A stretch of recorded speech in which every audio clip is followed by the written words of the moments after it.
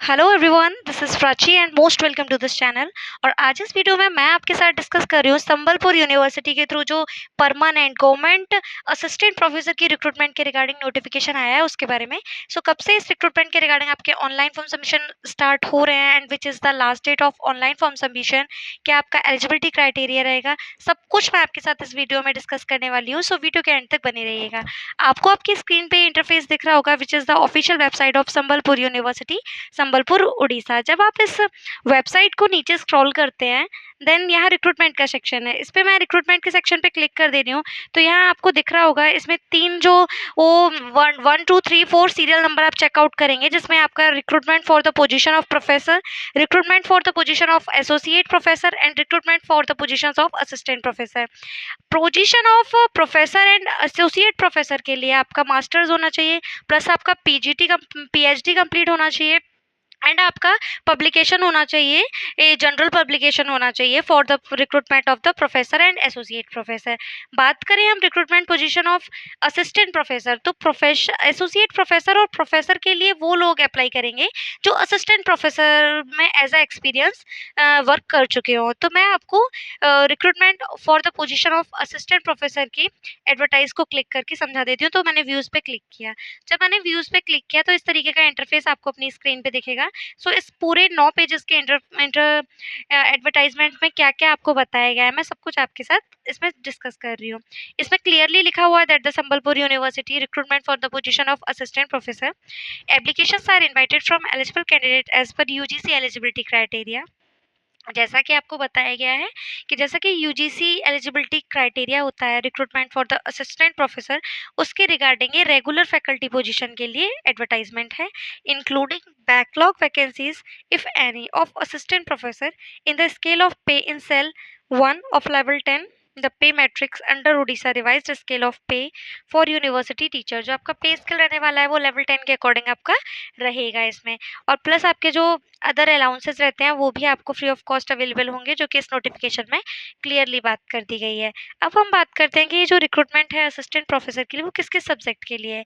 तो यहाँ आपको पहला सब्जेक्ट दिखेगा, या मैं डिपार्टमेंट की बात करूँ तो वो आपका एंथ्रोपोलॉजी है, जिसमें आपका नंबर ऑफ पोजीशंस 1 है आपका। जैसे कैटेगरी वाइज आपको वैकेंसी यहाँ मेंशन करी गई है, जो कि एंथ्रोपोलॉजी की एक वैकेंसी एसटी कैटेगरी के लिए है। फिर नेक्स्ट है आपका बायोटेक्नोलॉजी एंड बायो इन्फॉर्मेटिक्स में आपका एक वैकेंसी है for unreserved category. Business administration के लिए आपका एक वैकेंसी है फॉर अनरिजर्व्ड कैटेगरी। केमिस्ट्री के लिए आपका 2 वैकेंसी है for 1 is unreserved and 1 is ST. Computer science and application के लिए आपका एक वैकेंसी है फॉर एससी वुमेन कैंडिडेट के लिए। अर्थ साइंस के लिए 2 वैकेंसी है फॉर अनरिजर्व्ड वुमेन कैंडिडेट के लिए एक वैकेंसी, एससी के लिए एक वैकेंसी। तो जितने भी सब्जेक्ट हैं लाइक सोशलॉजी है, political science and public administration है, फिजिक्स है, परफॉर्मिंग आर्ट्स है, Odia, mathematics, library and information science, law, LR law colleges, home science, history, Hindi, food science and nutritions technology, environment science, English education, economics, इस तरीके से जो भी subject हैं और उन सब्जेक्ट के रिगार्डिंग आपका नंबर ऑफ वैकेंसीज कितनी है, प्लस आपका उन वैकेंसीज को किस तरह कैटेगरी वाइज डिवाइड किया है, वो आप इस इंटरफेस में पढ़ के क्लियरली देख सकते हैं। फिर यहाँ नीचे आपको बता दिया गया है कि U R which means unreserved, ST मतलब शेड्यूल्ड ट्राइब्स, जो कि एब्रीविएट वर्ड्स यहाँ यूज़ किए गए हैं उनको आपको डिस्क्रिप्शन में बताया गया है।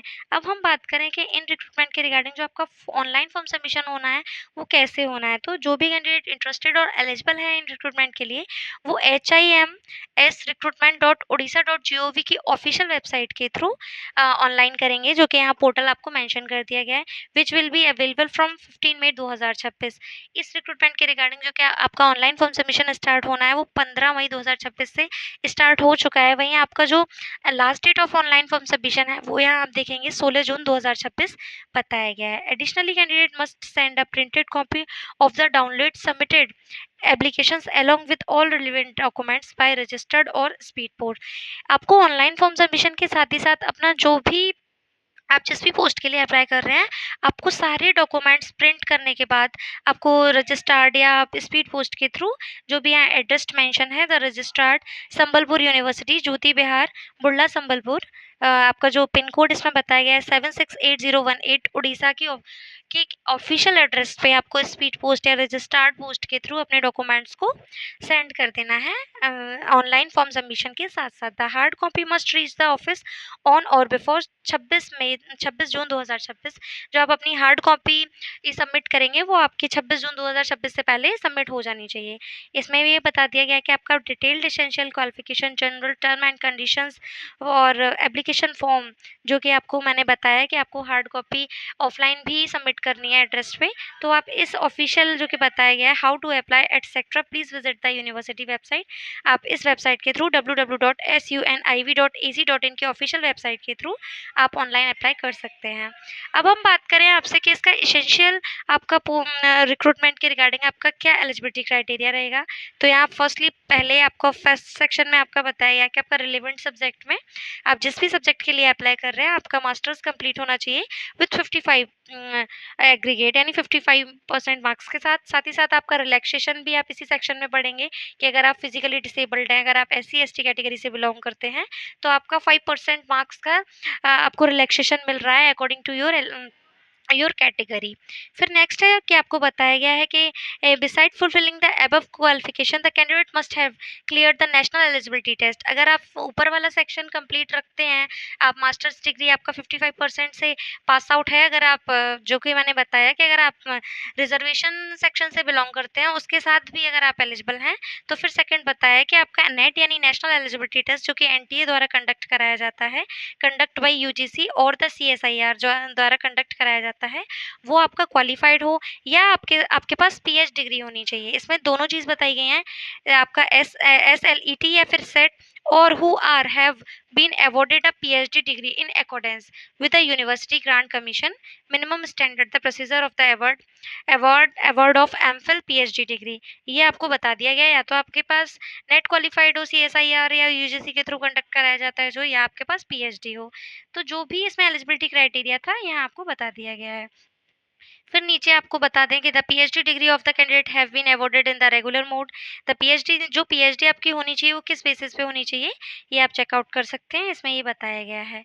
फिर यहाँ आप नीचे स्क्रॉल करेंगे तो आपका नोट बी सेक्शन, कि अगर आप ए आपका क्लियर होता है तो आप ए और बी जो दोनों ही एलिजिबिलिटी क्राइटेरिया हैं वो सेम पोस्ट के लिए हैं, तो आप ए के अलावा आप बी को भी पढ़ सकते हैं। फिर आपका essential qualification for the post of assistant professor of music, performing arts, visual arts and other traditional Indian arts forms like sculpture etcetera. जो आपकी इन सब्जेक्ट में असिस्टेंट प्रोफेसर की एलिजिबिलिटी क्राइटेरिया है वो आप देख लें।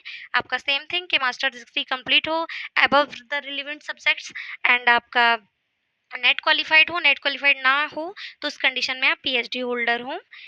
इस तरीके से आपको बता दिया गया है। अब हाँ, यहाँ आपको जो भी general terms and conditions for the recruitment of teaching post आप यहाँ पढ़ सकते हैं कि आपके क्या टर्म एंड कंडीशंस रहने वाले हैं टीचिंग पोस्ट के लिए, वो आप देख सकते हैं। The university is governed by the rules and regulation of the higher education department, government of Odisha, and as earn from time to time. आपके अलाउंसेस जो यहाँ बताए गए हैं कि appointment to the post will be made as per the university act and states pay and other allowances as applicable to the faculty member will be admissible as the sanitarians government of the Odisha from time to time. आपके जो other allowances हैं वो आपको free of cost available कराए जाएंगे। Age limit की बात करें तो यहाँ एज लिमिट भी आपको पढ़ने को मिलेगा जब आप इसे नीचे स्क्रॉल करेंगे। सारी चीज़ें यहाँ पॉइंट टू पॉइंट आपको क्लियर करके बता दी गई हैं।